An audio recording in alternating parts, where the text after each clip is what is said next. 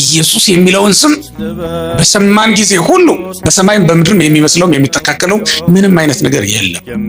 የኢትዮጵያ ኦርቶዶክስ ተዋሕዶ ቤተክርስቲያንና ኦርቶዶክሳውያን ቤተክርስቲያናት በጠቅላላው ኢየሱስ የሚለው ስም በእውነት ከስም ሁሉ በላይ ስለሆነ በታቦታቸውም ላይ የሚጽፉት ይህንን ስም በመሰዊያው ላይ የምንጽፈው መስዋዕት ባቀረብን ጊዜ ሁሉ የምንጠራው ይህን ስም ሳንጠራ ቅዳሴ ቀድሰን አናውቅም። ይሄ ስም በሌለበት ባልተጻፈበት ታቦት ላይ መስዋዕት አቅርበን አናውቅም። ስም በሌለበት ቤተ መቅደስ ውስጥ ሥርዓተ አምልኮ ፈጽመን አናውቅም።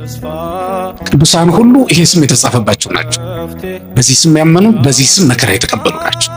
ይሄ ስም ያመነናቸው፣ ይሄ ስም ነው ከዓለም የለያቸው።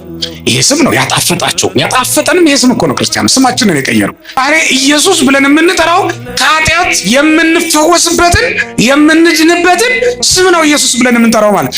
ከዚያ በኋላ ሐዋርያት የታመሙ ሰዎችን ለመፈወስም ይህን ስም ተጠቅመውበታል። ማን ብለው? አጋንንትን ለማውጣትም ይህን ስም ጠርተውታል። ማን ብለው? ኢየሱስ ብለው። ታምራት በማድረግ ጊዜ ሁሉ ይህን ስም ጠርተውታል። ማን ብለው? ኢየሱስ ብለው ይህን ስም ጠርተውታል። መልአክ እንደነገረን ከዚያ በኋላ መድኃኒት የሆነውን ይህንን ስም ሳንጠራው ውለን ልናድር አንችልም ማለት ነው። ኢየሱስ ብለን ስንናገር መለኮት ከስጋ ጋር ስጋም ከመለኮት ጋር በተዋህዶ የሚጠሩበት ስም ነው። ይህን ስም ስታስታውሱ ሁልጊዜ ይህን ስም ስትጠሩ የተዋጀንበት ስም እንደሆነ ምን ያልንበት የዳንበት ስም እንደሆነ አስቡና በተስፋ ልባችሁ ሙሉት። በእውነት እንዴት ተስፋ ይሞላል ይህ ስም! በእውነት ማን የሚለው ስም? ኢየሱስ የሚለው ስም ሁላችን ነፃ ያወጣንበት። ምክንያቱም ኢየሱስ ማለት አዳኝ ማለት ስለሆነ ነው። አሁን በእውነት ፊታችሁ ላይ ከተደነቀነው መከራ የማያድን ይመስላችኋል ይህ ስም? አሁን እናንተን ካሳዘነ ፊታችሁን ካጠቆረ መከራ የማያድን ይመስላችኋል? ለምንድን ነው በእውነት ይህ ስም ሲጠራ ሐዘናችሁ ያልተወገደላችሁ? ለምንድን ነው ይህ ስም ሲጠራ ፊታችሁ ያልበራላችሁ? ለምንድን ነው ይህ ስም ሲጠራ ጥጋብ ያልተሰማችሁ? በእውነት ነፍሳችሁ ያልጠገበችና ያልተደሰተች ለምንድን ነው?